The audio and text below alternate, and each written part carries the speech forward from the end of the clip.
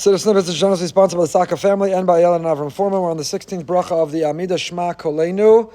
Last we spoke the difference between chus and verachem. Chus verachem aleinu. Chus is the artisan, the craftsman, that which they fashion with their own hand, that which they feel responsible and directly related for and with.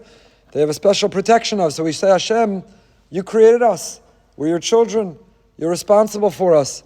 So it's not just some pity, some rachmanas that you should have as if we're a stranger, but we are chus, have a compassion on us because we are the work of your hand. And if that's not compelling enough, if that's not reason enough, even if we're entirely and utterly unworthy, then v'rachem aleinu, then just have compassion, like the highest level of tefillah, tefillah la'ani kiyatov. We're impoverished, we're indigent, we're poor, we're unworthy, we're inadequate, but we come before you nonetheless, and we beg and we grovel and we ask, and to please accept all of our tefillos. And then we continue, we pointed out, just like it wasn't enough to say rachem, we had chus v'rachem. Now it's not enough to say kabel es tefillasenu, please accept our prayers, but we also have the brazenness, the boldness, the holy chutzpah, to sort of demand from Hashem how He should accept our prayer. And how should He accept it? The kabel berachamim uveratzon es tefillasenu. Please receive it and accept it, respond favorably and positively to it, with a sense of rachamim. We already encountered that a moment ago, rachim, and ratzon. So what is the difference between rachamim and ratzon? So rachamim again is if we're unworthy, if we can't articulate, even if we can't produce the kol. Shema Koleinu. Forget that we can't come up with the words, even if we can't even come up with the krechts, the groan, the sincere yearning.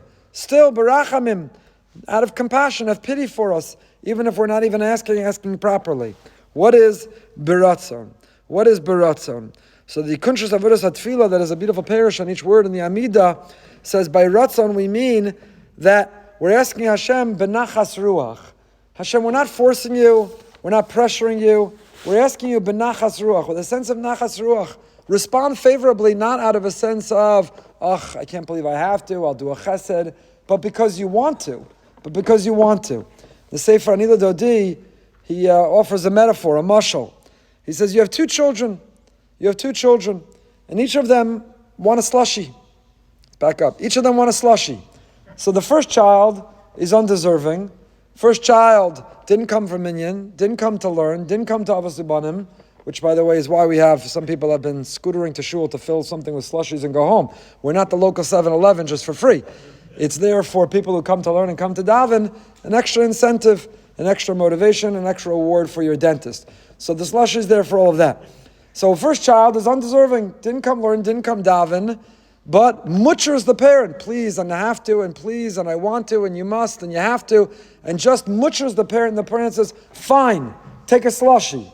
The second child comes to daven, comes to learn, offers to help, cleans the house for Yantif, offers to set the table, says, can I have a slushie? The parent says, absolutely, by all means, for sure, I'd love nothing more. That's beratzon. Beratzon means we don't want you to respond positively to our tefillos because we mutcher and we nudge and we bother you and we don't leave you alone and we're relentless. We want you to do it beratzon. Berachamim uveratzon. A ratzon should be with a sense of a ratzon. And he says that's also what we mean. Soon we'll be saying this is the season of Ya'aleh V'yavo. And in the list, in the litany in Ya'aleh V'yavo, V'yeh ratzeh v'yishama. What do I need v'yeh ratzeh? All I'm interested in is v'yishama. The kid gets the slushie. I don't care how you say yes to the slushie. I just want the slushie. But when it comes to us and Hashem, we don't just want the slushie, so to say, of life.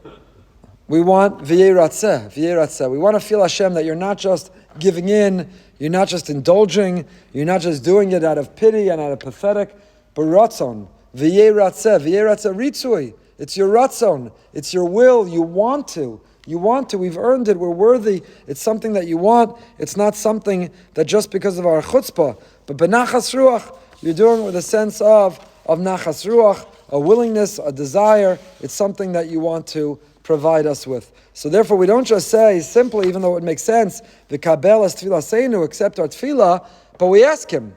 Because part of our goal of having Hashem hear our prayers is not just the result. We're not the immature child who just wants the slushie. We also want with it the relationship. We're asking Hashem because He is the makor, He's the source of all. His providence, He's the one who provides. So Hashem, if you do it begrudgingly, if you do it reluctantly, then maybe I got what I want, but the relationship doesn't feel right. I want not only the result, I want you to want. I want you to want. I want you to be happy to provide, happy to give it to me.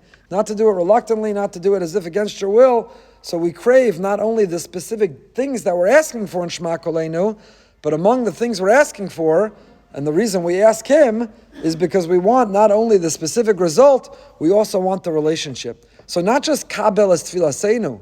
It's not just respond favorably and positively to our prayer. It's bekabel berachamim uveratzon. We want to know and to feel that you'll have compassion even if we're undeserving, and beratzon, that you're not just doing it because we mutchered and nudged you, you're doing it with the nachas ruach, you're doing it with a sense of something that you want to give. And then we describe kikel shamei tfilos v'sachanun nemata. So I'll just give you a preview. The Chassam Sofer is bothered why we shift from the singular to the plural. Shema Koleinu. What form of the grammar is that? Shema Koleinu. But the is lashon yachid. Shema Koleinu, not koloseinu. Koleinu, our voice, not koloseinu. And then we continue lashon rabim tfilos v'sachanunim. So why do we go from Koleinu, not koloseinu, to tfilos v'sachanunim, and then we return and end in lashon yachid shomea tfilah. Singular to plural, back to singular. Why the shift in the grammar we'll pick up with next time.